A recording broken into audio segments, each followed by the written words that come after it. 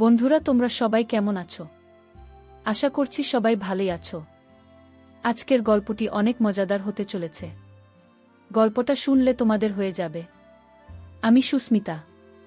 আমার বয়স তেমন হয়নি। আমার মাত্র 13 বছর বয়স। আর এই 13 বয়সে আমার পরিবারের দায়িত্ব আমার নিতে হয়। প্রিয় বন্ধুরা, আমি একজন গ্রামের একটি মেয়ে এবং অত্যন্ত দরিদ্র ফ্যামিলির মেয়ে। আমরা মোটে 5 বোন এবং 2 ভাই ছিলাম।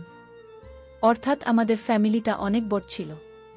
কিন্তু আমরা দরিদ্র ফ্যামিলি ছিলাম। আর আমি সবার বড় বোন ছিলাম। বড় হলে কি হবে, আমার বয়সটাও তেমন হয়নি। কিন্তু কিছু করার নেই। তাই কেমন যে নিজের উপর পেশার মনে হতে লাগল। যেত আমরা 5 বোন 2 ভাই। তারপরেও বাবা অনেক গরিব।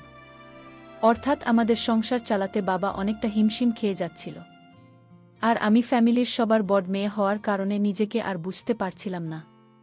তাই বাধ্য হয়ে গার্মেন্টসে চাকরি নেওয়ার সিদ্ধান্ত নেয়। এবং পরবর্তীতে আমি গ্রাম ছেড়ে ঢাকায় চলে যাই। একটি গার্মেন্টসে চাকরি করা শুরু করি। আর ওই গার্মেন্টসের একটি সুপারভাইজারের সাথে আমার খুব ভালো সম্পর্ক গড়ে ওঠে। যেহেতু দেখতে শুনতে আমি বেশ সুন্দর ছিলাম, সুপারভাইজার আমাকে চাকরির ক্ষেত্রে বিভিন্ন সুযোগ সুবিধা দিত এবং কিছু কাজ না করলে ওভারটাইম দিতে।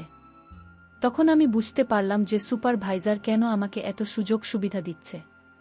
নিশ্চয় আমার প্রতি তার কোনো উদ্দেশ্য আছে।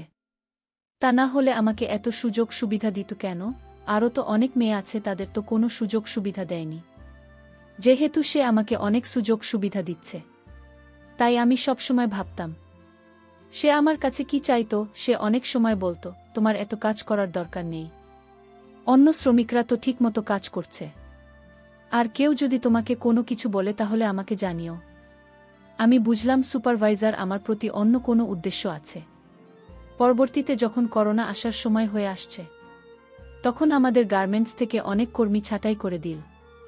আর তার মধ্যে আমিও পড়ে গেলাম। তখন আমার সেই সুপারভাইজার আমার প্রতি অনেক মায়া হলো এবং সে আমাকে তার নিজের খরচে লেবানন পাঠিয়ে দিন। কিন্তু আমার তো তেমন বয়স হয়নি। বাইরে যেতে হলে 18 বছর বয়স লাগে। আর তাই সুপারভাইজার আমার বয়সটা বাড়িয়ে নিল। আমার বয়স ছিল মাত্র 13 বছর। আর 13 বছর থেকে 18 বছর বানিয়ে নিল। কিন্তু আর এই লেবু দিয়ে আমার জীবনে ঘটল এক দুর্ঘটনা। লেবাননে আমি একটি বাসা বাড়ির কাজ পেলাম। সেই বাড়িতে আমার যে সে ছিল তার 3 ছেলে এবং সে নিজে, এবং তার 4 তাঁবু ছিল। প্রথমে আমি বুঝতে পারিনি যে সাধারণত ওদেরকে 2-3টা করে বয়।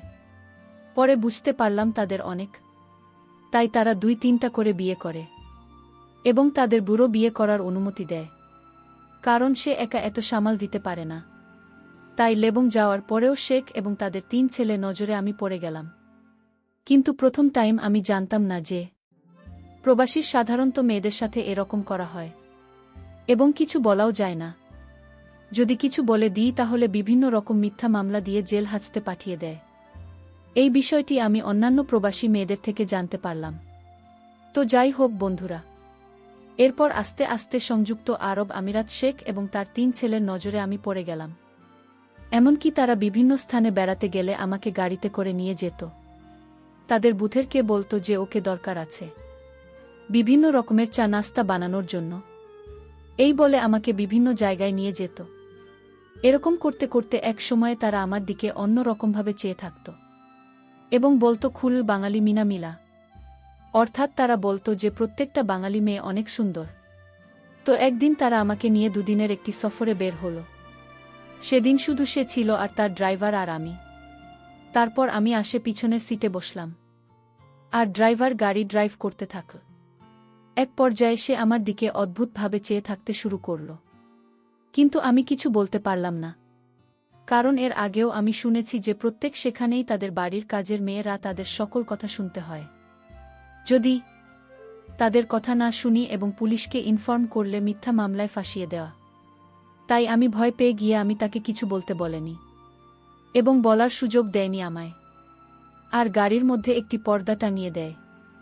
আমি তাকে জিজ্ঞেস করলাম, পর্দাটা নাচছেন কেন গাড়িতে? সে বলল, সামনে মরুভূমি, প্রচণ্ড বাতাস আসতে পারে। আমি তার কথা শুনে প্রচণ্ড ভয় পেয়ে গেলাম। কিন্তু ভয় পেয়ে কোনো লাভ নেই। তখন আমার কাছে পুরো দুনিয়া একদম অন্ধকার হয়ে গেল। মনে মনে হচ্ছিল আমি আর পৃথিবীতে বেঁচে নেই। এতটা কষ্ট এবং অসহ্যকর মনে হচ্ছিল। কিন্তু সে ক্ষেত্রে বিষয়ে কোনো খেয়াল করল না। আমি বেঁচে আছি নাকি মরে গেছি এ বিষয়ে তার কোনো খেয়ালই রইল না। এক পর্যায়ে আমি অজ্ঞান হয়ে গেলাম। প্রায় ৩ ঘন্টা পর আমার হুঁশ আসল এবং আমি দেখলাম যে আমার অবস্থা একদম কাহিনী। অর্থাৎ আমার শরীর এমন হল উঠে দাঁড়ানোর মতো শক্তি আমার ছিল না। কিন্তু কিছু করার নেই, নিজের শেখ বলে কথা। আর আমাদের আজকের সফর তো ছিল প্রায় ৪০০ কিলোমিটার দূর। এই ৬০০ কিলোমিটার সফর অবস্থায় শেখ আমার সাথে। তারপর আমি যখন একটি নির্দিষ্ট স্থানে পৌঁছালাম, তারপর আমি সেই স্থানে পৌঁছানোর পর অসুস্থ হয়ে গেলাম। তারপর লেবাননের সে আমাকে একটি প্রাইভেট মেডিকেল হসপিটালে ভর্তি করুন এবং ২ দিনের মধ্যে আমাকে সুস্থ করে তুলুন। অতঃপর সে আবার সেখান থেকে ফেরার সিদ্ধান্ত নিল এবং আমরা আবার গাড়িতে উঠে বসলাম। কিছুক্ষণ আসার পর সে আমায় বলল, কেমন লাগলো আজকের সফর? সে গাড়ির আবার পর্দা টাঙিয়ে দিল। তখন আমি শেখকে অনেক অনুরোধ করে বললাম, আপনি পর্দা টাঙালে আমার ভয় করে। আমি তার অনেক হাতে পায়ে ধরলাম, কিন্তু সে কোনোভাবে আমার কোনো কথা মানল না। সে বলল, দেখো তুমি এখানে চাকরি করতে এসেছ, তাই আমার তোমাকে যেভাবে বলি সেইভাবে তোমার চলতে হবে এবং সকল কথা রাখতে হবে। আমি বুঝতে পারলাম সে আমার কথা রাখবে না। তারা যা বলে তাই মানতে হয়। তারা বলে সেখানে চাকরি করতে গেলে তাদের এটাই নিয়ম। এভাবে আমরা বাড়িতে আবার চলে আসলাম। কিন্তু বাড়িতে আসার পরও কোনো রেহাই পেলাম না, কারণ শেখে ৩ ছেলেকে দেখে আমার অনেক ভয় লাগত। সেই ৩ ছেলের কোনো কাজকর্ম ছিল না, শুধু বাসায় বসে থাকত টিভি দেখতে আর আড্ডা মারত। আর তার বাবার বিজনেস ছিল, বাবা সারাদিন সে বিজনেস সময় দিত।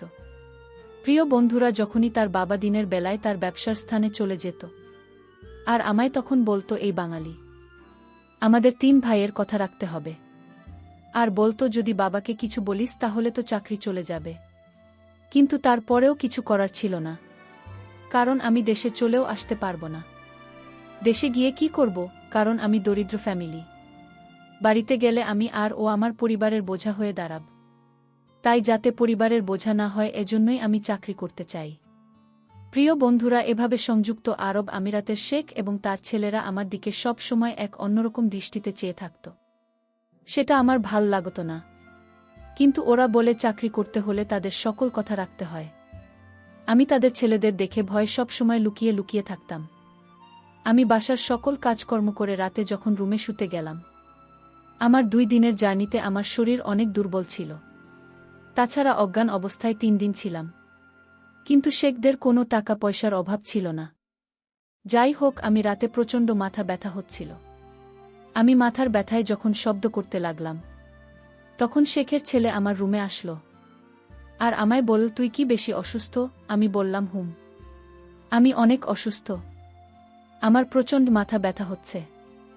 আমি তাকে বললাম, আপনাকে দেখলে আমার ভয় লাগে, আপনি চলে যান রুম থেকে। আপনি রুমে থাকলে আমি আরও বেশি অসুস্থ হয়ে যাব। শেখের ছেলে আমার মুখে এরকম কথা শুনে রাগান্বিত হয়ে গেল। আমায় বলল, আমার বাড়িতে থেকে চাকরি করিস, তুই একটা চাকরানি হয়ে আমার ঘর থেকে আমাকে রুম থেকে বাহির হতে বলছিস? তোর সাহস তো কম না। আমি শেখের ছেলের কথা শুনে ভয় পেয়ে গেলাম।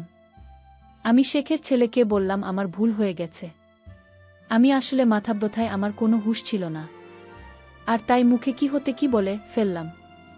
আপনি কিছু মনে করবেন না, আমি আপনার কাছে ভুল স্বীকার করছি।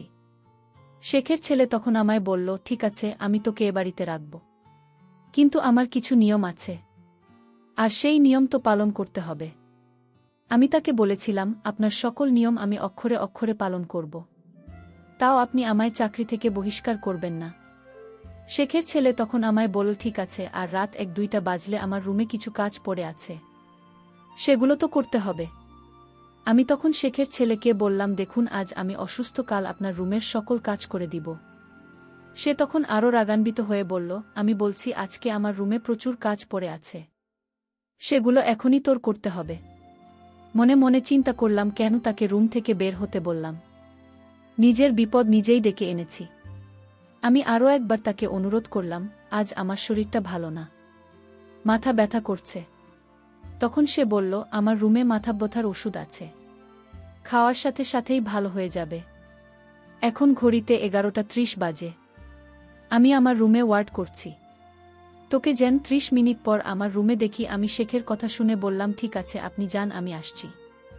তারপর যখন রাত 1-2টা বাজল, আমি ভয়ে ভয়ে তার রুমে গেলাম। আর মনে মনে চিন্তা করতে লাগলাম, আজ কপালে কি আছে কে জানে। যাই হোক, শেখের ছেলে রুমে গেলাম। তারপর তাকে জিজ্ঞেস করলাম, স্যার কি কাজ পড়ে আছে? তখন শেখের ছেলে বলল, আজ থেকে রাত 1-2টা থেকে শুরু করে রাত 4টা পর্যন্ত তোরে রুমে ডিউটি। আমি শেখের ছেলেকে বললাম, দিনেও ডিউটি রাতেও ডিউটি? তাহলে আমি ঘুমোব কখন? শেখের ছেলে বলল, ভোর 4টা থেকে সকাল 8টা পর্যন্ত। আমি যদি এখন না করি তাহলে হয়তো আমার চাকরি থাকবে না। আর তাই তার এই নতুন নিয়ম মেনে নেওয়া ছাড়া আমার কোনো উপায় ছিল না। আমি তখন শেখের ছেলেকে জিজ্ঞেস করলাম, আপনার রুমে রাত 1-2টার সময় কি করতে হবে? তখন সে বলল, আমি যদি তোকে বলি তুমি শুয়ে থাক, তাহলে তুই চুপ করে শুয়ে থাকবি, কোনো কথা বলতে পারবি না। আমি শেখের ছেলেকে বললাম, শুয়ে থাকলে কি আমার ডিউটি হবে? সে বলল, শুয়ে থাকার পর আমি তোকে যা আদেশ করি তাই তোর পালন করতে হবে। আমি আমতা আমতা করে বললাম, ঠিক আছে, আপনি যা বলবেন তাই হবে। তবে আজ আমি অনেক অসুস্থ। আজকের রাতটা আমার রুমে আমায় ঘুমোতে দিন, কাল থেকে আমি আপনার রুমের দায়িত্ব পালন করব। আপনি যা বলবেন তাই হবে। শেখের ছেলে আমায় বলল, ঠিক আছে যা জুমা, আজ তোকে সুযোগ দিলাম। শেখের ছেলের কথা শুনে আমার একটু স্বস্তি মনে হলো। আমি আমার রুমে ঘুমাতে গেলাম। আমি রুমে গিয়ে ঘুমিয়ে পড়লাম। এরপর আমার সাথে যা ঘটেছিল তাতে আমার বেঁচে থাকার ইচ্ছাটাই হারিয়ে ফেলেছি। প্রিয় বন্ধুরা, গল্পটি ভালো লাগলে অবশ্যই কমেন্ট করে জানাবেন। আর নিয়মিত এমন আলাদা স্বাদের গল্প শুনতে ভিডিওটিতে লাইক এবং চ্যানেলটিকে সাবস্ক্রাইব করে সাথেই থাকুন। আর হ্যাঁ, নোটিফিকেশন বেলটি অল করে রাখবেন, যাতে পরবর্তী গল্প সবার প্রথমে আপনাদের কাছে পৌঁছে যায়। ধন্যবাদ বন্ধুরা, ধন্যবাদ সবাইকে।